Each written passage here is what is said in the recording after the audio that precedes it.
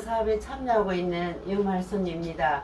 오늘은 사전연명 의료요양서 상담을 현장에서 진행하고 계신 선생님을 모시고 이야기를 나눠보려고 합니다.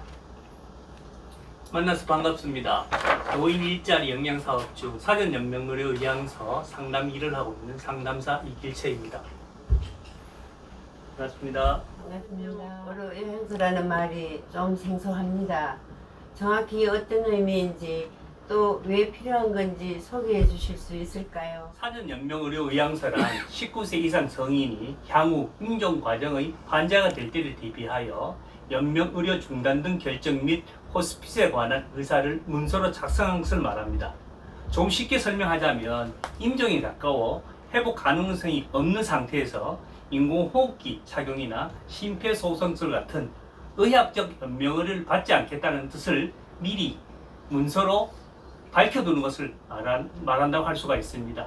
이 문서를 작성해 두면 나중에 의사결정이 어려운 상황이 되었을 때 자신이 원하는 방식, 즉 연명의료 없이 남은 삶을 존엄하게 마무리할 수 있도록 도와주는 중요한 서류라고 할 수가 있습니다. 그러면 나중에 가족들이 대신 결정하지 않아도 되겠네요? 네, 그렇습니다. 꼭 당부드리고 싶은 게 있습니다. 사전연명의료 의향서를 작성하시고 저희가 등록을 하면 국민연명의료관리기관으로부터 등록되었다는 문자를 받게 됩니다. 이때부터 효력이 발생됩니다. 또한 한 달 전후로 일반으로 이와 같은 사전연명의료 의향서 등록증이라는 것을 받게 됩니다. 이때 등록증을 보관만 하지 마시고 반드시 가족들에게 연명의료를 받고 싶지 않아서 등록증을 만들었으니 내 뜻을 따라주기 바란다 라고 꼭 말씀하셔야 합니다. 만일 이렇게 하지 않으시면 가족들은 병원 측 권유로부터 원치 않는 연명의료를 받게 할 수도 있습니다. 보건노인복지관에서도 이 사전연명 의료요양서 상담을 계속 진행해오고 있는데요. 보산노인복지관이 언제부터 이 일을 시작했는지 소개해 주실 수 있을까요? 네, 고산노인복지관은 2022년 5월 27일 보건복지부 지정 사전연명의료의향서 등록기관이 되었습니다. 이후 수성구 어르신상담센터의 상담사와 사회복지사가 전문교육을 이수한 후 상담 및 등록 업무를 하고 있습니다. 지난해인 2024년부터 어르신과 더 가까이에서 이야기를 나눌 수 있도록 사전연명의료의향서 상담사가 소정의 교육을 마친 후 상담 활동에 참여하고 있습니다. 지금까지 정말 많은 분들이 등록을 해주셨습니다.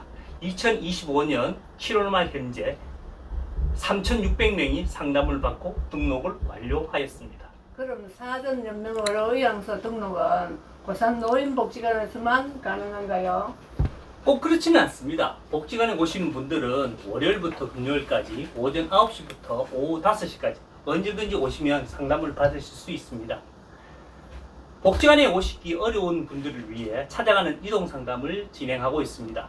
매주 월요일 신매역, 화요일 천주성산병원, 수요일 고산 이동 주민센터에서 9시, 오전 9시 30분부터 11시 30분까지, 오후 2시 30분부터 4시 30분까지 의향서를 받고 있습니다. 저희 복지관을 이용하기 어려우신 분들은 국민건강보험공단 또는 경산보건소 등 전국 800여 개의 등록기관에서 사시는 지역과 관계없이 상담 및 등록이 가능합니다.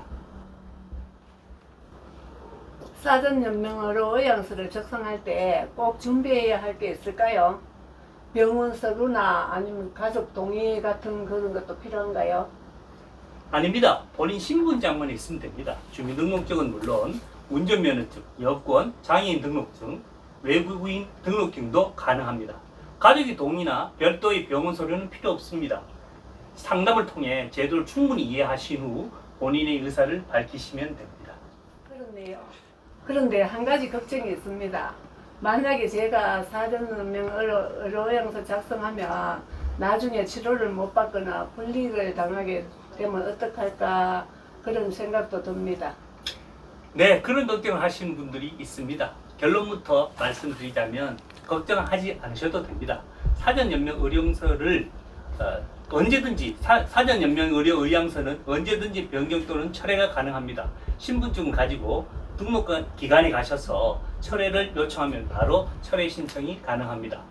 만일 먼 훗날 임종 과정으로 연명 의료를 결정할 때가 되어도 환자가 의식이 있다면 담당 의사가 연명 의료를 받길 원하는지 원치 않는지 반드시 물어보도록 되어 있습니다. 이때도 연명 의료를 원한다고 하시면 사전 연명 의료 의향서 작성 여부와 관계없이 연명 의료를 받을 수 있습니다. 만일 원하지 않는다면 연명 의료는 유보 또는 중단됩니다. 네, 그런 걱정을 하시는 분도 있습니다. 결론부터 말씀드리자면 걱정하지 않으셔도 됩니다. 사전 연명 의료 의향서를 언제든지 변경 또는 철회가 가능합니다. 신분증을 가지고 등록기관에 가셔서 철회를 요청하시면 바로 철회 신청이 가능합니다. 만일 먼 훗날 임종 과정으로 연명 의료를 결정할 때가 되어도 환자가 의식이 있다면 담당 의사가 연명 의료를 받길 원하는지 원치 않는지 반드시 물어보도록 되어 있습니다. 이때도 연명 의료를 원하신다면 연명 의료 의향서 작성 여부와 관계없이 연명 의료를 받을 수가 있습니다. 만일 원하지 않는다고 하신다면 연명 의료는 유보 또는 중단됩니다. 그러면 연명으로 의향서를 썼다고 해서 무조건 치료를 안 받는 건 아니겠네요. 네, 그렇습니다. 비록 연명 의료를 받지 않는다고 하시더라도 통증 완화를 위한 의료 행위와 영양분 공급, 물 공급, 산소의 단순 공급은 지속됩니다. 그러니까 이건 생명을 억지로 연장하는 고통스러운 치료만 하지 않는다는 뜻이지 아프고 힘들게 방치하겠다는 건 절대 아닙니다. 사전 연명의료 의향서에서 중단되거나 유보되는 항목에는 무엇이 있나요? 심폐소생술, 인공호흡기 착용, 혈액투석, 항암제 투여, 체외생명유지술, 수혈, 혈압상승제 투여가 있습니다. 그 밖에 담당 의사가 환자의 최선의 이익을 보장하기 위해 시행하지 않거나 중단할 필요가 있다고 의학적으로 판단한 시술이 있습니다. 방금 말씀드린 8가지 항목을 시행할 시에는 반드시 거기에 따른 부작용이 있습니다. 따라서 아무 효과도 없이 부작용만 더해진다면 이는 환자에게 고통만 가중시키게 됩니다. 그렇군요. 얻는 것보다 잃는 것이 많다면 환자에게 불필요한 치료를 강요할 필요가 없겠네요. 네, 그렇습니다. 중요한 것은 환자의 뜻과 이익이 가장 우선시 된다는 것입니다. 가족들과 충분히 논의하신 후 사전 연명 의료 의향서를 작성하신다면 더 좋을 것 같습니다. 마지막으로 꼭 전하고 싶은 말씀이 있을까요? 누구나 죽음보다 삶을 더 소중하게 여기며 죽음을 멀리하고 싶어 하지만 죽음은 누구에게나 공평하게 적용됩니다. 얼마나 오래 사느냐가 아니라 얼마나 보람있고 얼마나 행복하게 사느냐가 더 중요하지 않을까 생각합니다.